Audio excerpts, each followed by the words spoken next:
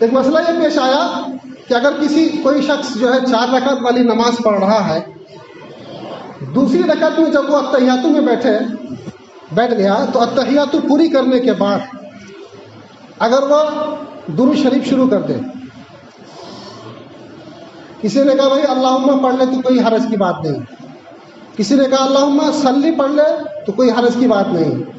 کسی نے کہا اللہم صلی علی بھی پڑھ لے تو کوئی حرج کی بات نہیں ہے، نماز ہو جائے گی۔ یہاں تک امام حنیفہ رحمۃ اللہ علیہ نے کہا کہ اللہم صلی علی محمد اگر پڑھ دیا اس نے، اب سجدہ سو اس پہ لازم، کیونکہ تاخیر ہو گئی۔ جب یہ مسئلہ آپ نے بتا دیا، آپ سوئے، اللہ کے رسول صلی اللہ علیہ وسلم کی زیارت ہوئی۔ اللہ کے رسول صلی اللہ علیہ وسلم نے فرمایا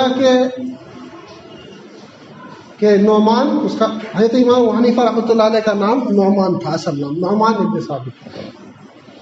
کہ نعمان تم نے میرا نام لینے پہ سجدہ سو کو لازم کر دیا۔ اگر کوئی شخص میرا نام لے تو اس پہ تم نے سجدہ سو لازم کر دیا،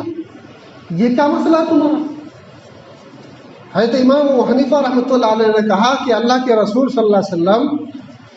میں نے اس لیے سجدہ سو کا حکم دیا